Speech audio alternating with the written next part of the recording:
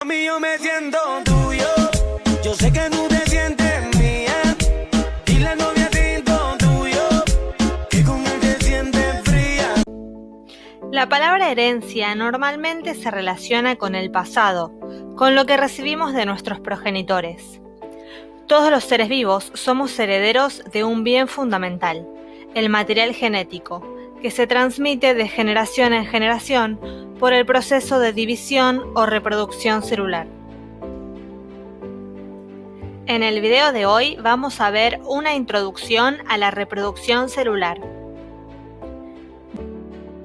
Como todos los organismos, las células tienen un ciclo vital que abarca juventud, madurez y vejez. Al final de su ciclo vital, las células se dividen o se mueren. El crecimiento de un organismo pluricelular depende de la división celular. Como ya sabemos, todos los organismos pluricelulares, independientemente de su tamaño, comienzan siendo una única célula.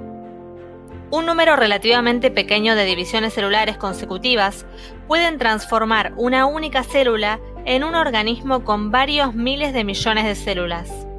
Por ejemplo, si una célula y sus descendientes continúan dividiéndose 50 veces consecutivas, habrían dado lugar a más de 1 billón de células.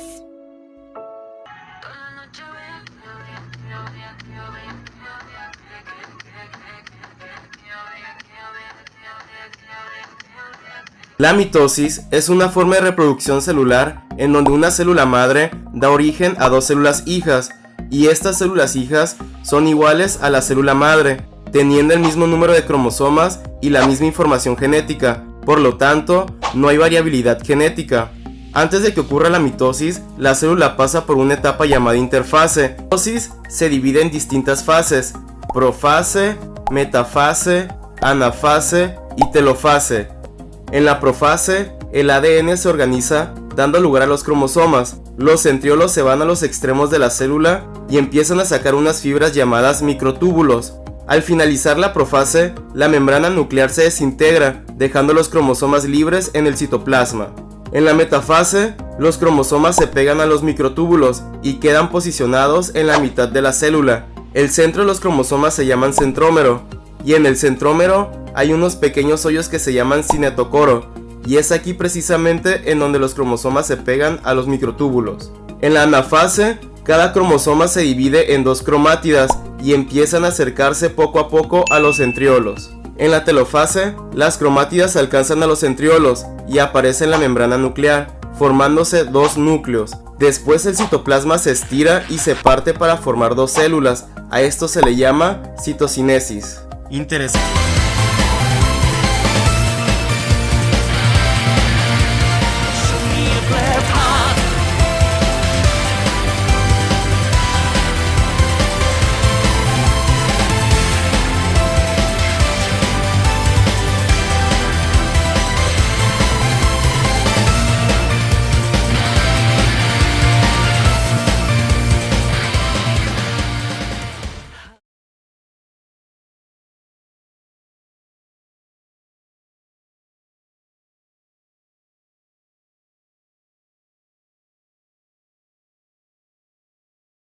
La producción de las células sexuales. Como sabemos, mediante la meiosis, cada célula en las gónadas masculinas o femeninas, llamadas testículos u ovarios en los humanos, forma 4 células sexuales llamadas gametos.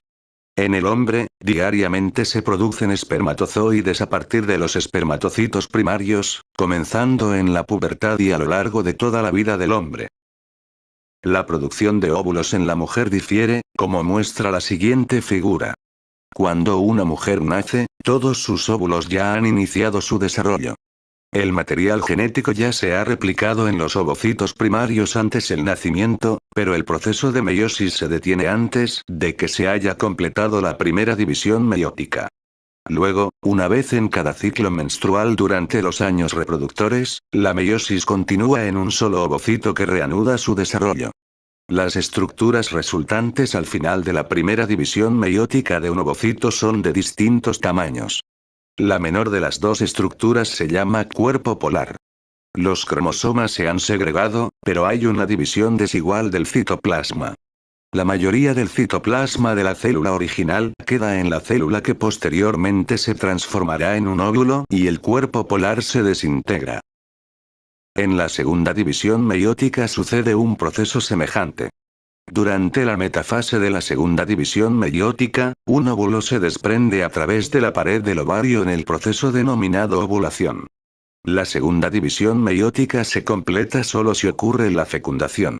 Luego, se forman el cigoto y el segundo cuerpo polar, como muestra la figura.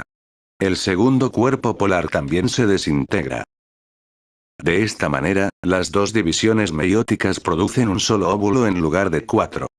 Si se formaran más de un óvulo, que luego fueran liberados a mitad del ciclo menstrual femenino, sucederían más partos múltiples.